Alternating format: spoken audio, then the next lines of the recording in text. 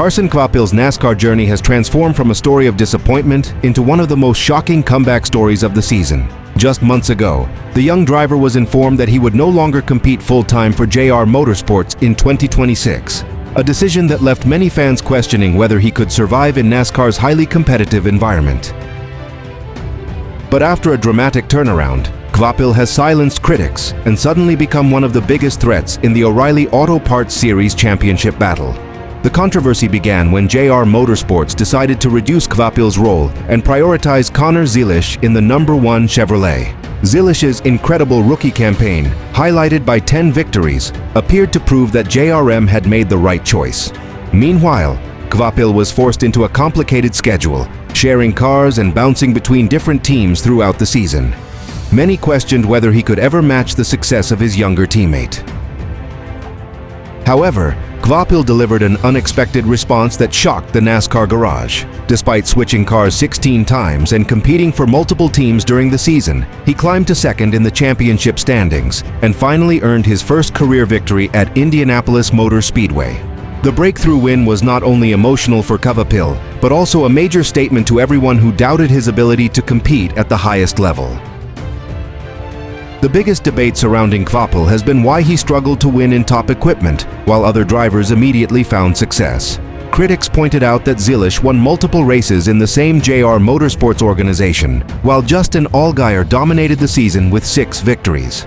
For a driver who had collected 5 runner-up finishes without a win, questions grew louder about whether Kvapil could truly become a race winner, or if he was simply benefiting from strong equipment.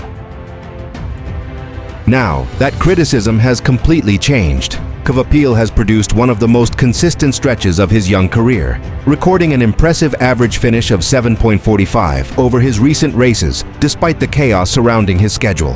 His ability to adapt to different cars, teams, and setups has turned what looked like a disadvantage into a surprising strength. Many insiders now believe JR Motorsports may have made one of the smartest decisions of the year by bringing him back as a full-time driver. With the playoffs approaching, Carson Kvapil has gone from being a forgotten name to a serious championship contender. His Indianapolis victory proved that he can finally close the deal when given the opportunity, and his late-season momentum has created a new storyline in NASCAR. The driver who was once considered the future backup plan for JR Motorsports could now become the biggest threat to his own teammates and potentially deliver Dale Earnhardt Jr.'s organization another championship trophy. NASCAR appears ready to make another major change to its preseason clash, and the latest move has immediately triggered debate among fans and insiders. According to reports, the exhibition race could return to Daytona International Speedway's iconic oval after several years of experimenting with different venues. The potential decision has created excitement among traditional NASCAR supporters, but it has also raised questions about whether the sport is abandoning the idea of bringing major events to unique venues. The reported move comes as NASCAR adjusts its schedule around the new Super Bowl and Daytona 500 timing. With the Super Bowl shifting earlier, NASCAR is expected to move the clash to Saturday, February 13th, placing the event directly before the biggest football game of the year. The Daytona 500 would then follow on February 21st, restoring the feeling of a true Speed Week celebration at the historic Florida venue. However, NASCAR has yet to officially confirm the return.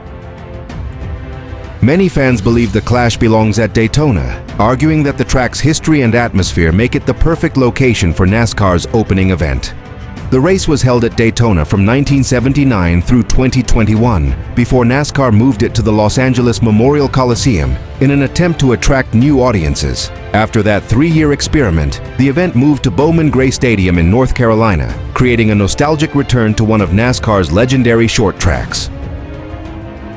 However, the possible Daytona return has created controversy because it could leave Bowman Gray's future in doubt. NASCAR invested heavily in improving the historic stadium and bringing national attention back to the venue, but critics fear the track could lose its spotlight after only one major national event. Some fans argue that NASCAR should continue supporting smaller historic venues instead of always returning to its biggest and most profitable locations. Supporters of the Daytona move, meanwhile, believe NASCAR is making a logical business decision. The harsh winter weather at Bowman Gray created problems during its first National Series event, forcing schedule adjustments and causing frustration among teams and fans.